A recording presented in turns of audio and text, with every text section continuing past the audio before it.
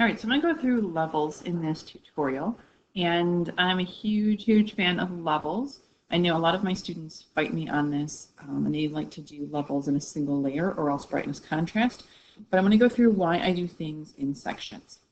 So the first thing I always do to every image after I crop it from the start is that I decide just to do a basic levels on here.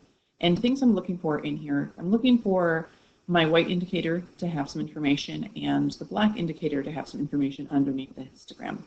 Then I can slide my gamma or my gray back and forth to adjust my exposure.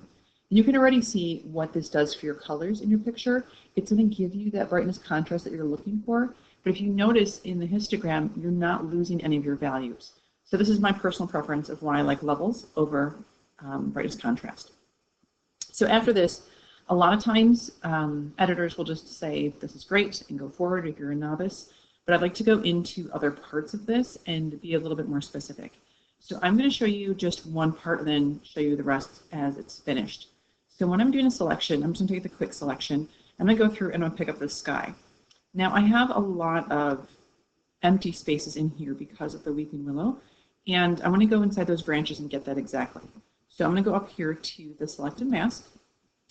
And I'm going to take a pretty wide brush just to go over this. I could go smaller if I needed to.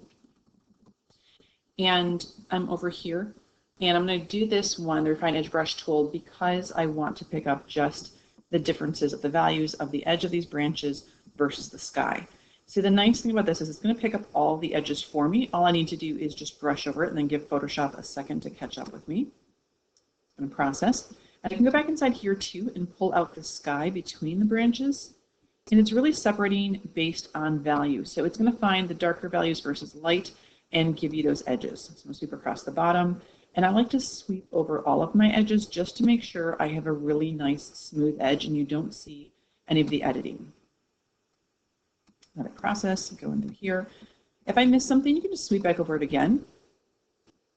Photoshop is really sophisticated at finding what you've got done and what you have missed. So I'm going to go really quickly, pick up some extras inside here. So I have all of my sky popping through, and that's great. Now there's lots of different output settings. We're not going to go through that right now. I just want this selection, so I'm going to say OK. Zoom back out, and you can see the selection that I have. There we go.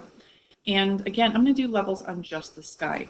I'm not going to do brightness contrast because I have really subtle blues in here that I don't want to lose. So I'm going to go back up, I'm going to pop back into my levels, and you're going to see I have a new histogram because it's only on this section. And what I can do is I don't necessarily want to slide my black indicator all the way into the histogram. I could, and you're going to see it's going to darken things. If I go too far, I'm going to get some banding that I don't want to have happen where my blues separate out into chunks. It's kind of called banding. So I'm going to pull this back, and I'm really just going to play with my exposure and decide how much, when does it give me banding, when does it look fake, when can I just kind of enhance what I already have there. I don't need to slide my white indicator because you can see there's a ton of white already in this histogram. And I can decide, do I want that to be subtle, which is actually a lot nicer, or if I pull this black in, it's going to deepen those deepest shadows. So I'm going to keep that pretty far out, and in this case, only slide my gamma. So I get some of the blue without it being overly obvious.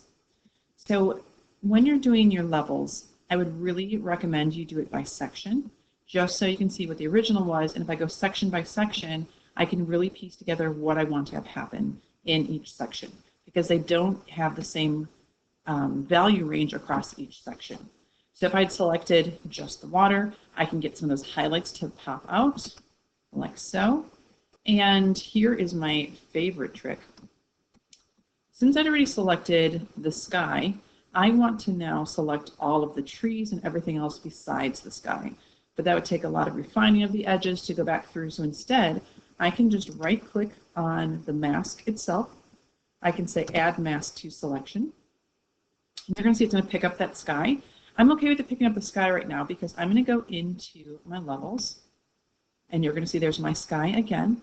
But this time, I'm going to do a Command-I to invert it, and now you're going to see it flipped my mask. So now it's really picking up all of those greens. And you're going to see my histogram also changed. So now I can pull in my highlights or my lights values over here. I can slide my gamma to adjust my exposure. And now it's just adjusting my trees, my foliage, all those things.